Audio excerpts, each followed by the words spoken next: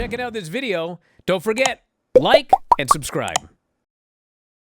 Yes, between the profile and the steakhouse and the home construction, we went 20 minutes between matches in this home videotape.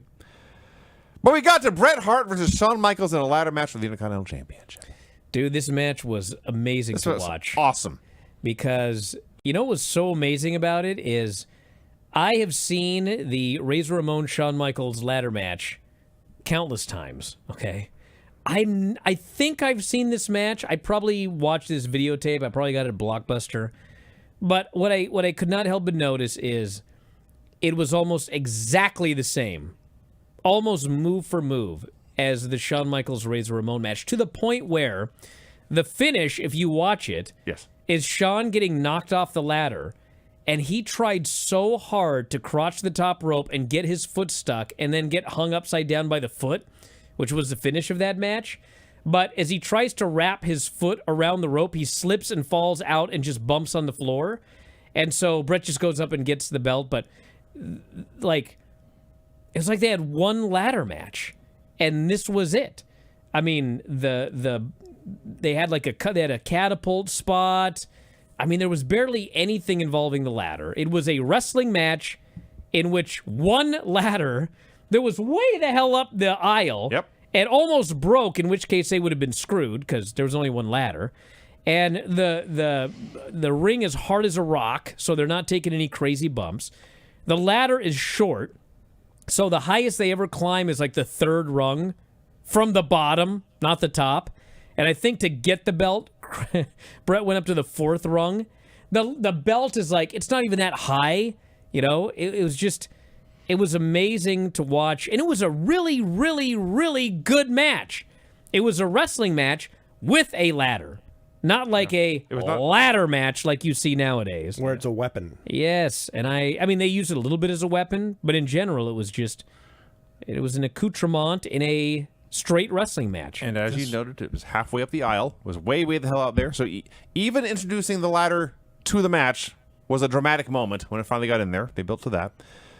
And when they finally started climbing this thing, people were freaking out. As you know, they didn't climb that high. But people were like in fear. They were screaming. It may as well have been a scaffold match. They had some crowd sweetening overall, but you could see when someone started to climb, those fans went wild. The best part about this thing, it was so safe. There was one point where Shawn fell off the ladder, and the ladder fell on top of him, but he actually got his knees up, which I think was probably worse. But other than that, it was totally safe. Nobody died. Nobody, they didn't crash through 10 tables. There wasn't glass. It was totally safe, and it was still great. The craziest thing they did was the finish. Bryan talked about when Shawn tries to cross himself on the rope and didn't quite pull it off. And that could have gone horribly wrong. But it didn't go horribly wrong. It just went a little bit wrong. Speaking of things going wrong, there's a point near the finish where one of them is whipping the other into the ropes, and somebody didn't get the message, and they just throw in the brakes and start throwing hands. And they go right back to the ropes and do it again. Their fucking botches are better than 90% of most guys' stuff. Well, their punches are fantastic on both of them. So certainly helps. That doesn't hurt. That certainly helps. But, yeah. And finally, Shawn goes to climb. Bret drop kicks the ladder. Shawn hits the ropes and tumbles outside, and Bret immediately scurries up the ropes and wins. This absolutely ruled. I am way behind on my AEW recently, and I just happened to watch Grand Slam yesterday with Mark Briscoe and Kyle Fletcher's ladder match. It's different. And then followed up with this the next day.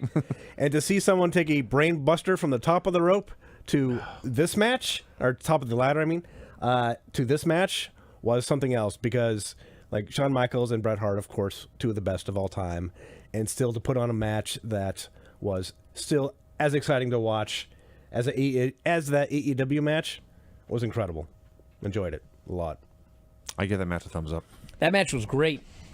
You know, another reason I really like this era of wrestling, you know, the matches are way more exciting nowadays, but watching the Bret Hart, Shawn Michaels ladder match, and they got so much out of so little that when I was a little kid, my first job was I did magic shows at kids' birthday parties. I was 11 years old. Brian the Master Magician. I was into magic.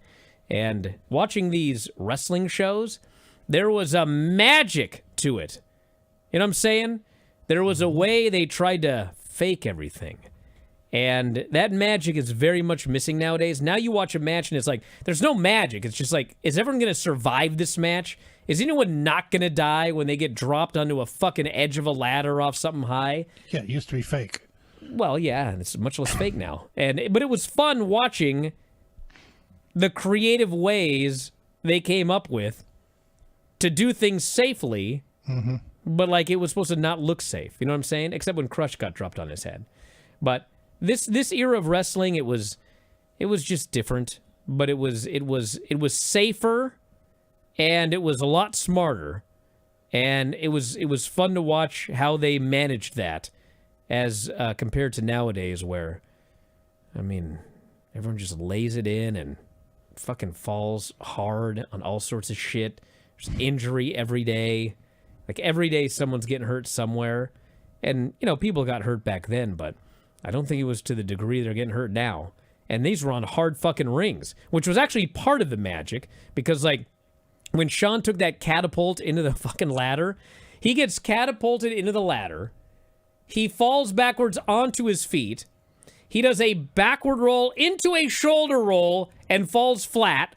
And the place went fucking wild. And I was like, that was the easiest. I don't think Berserker took an easier bump than that one.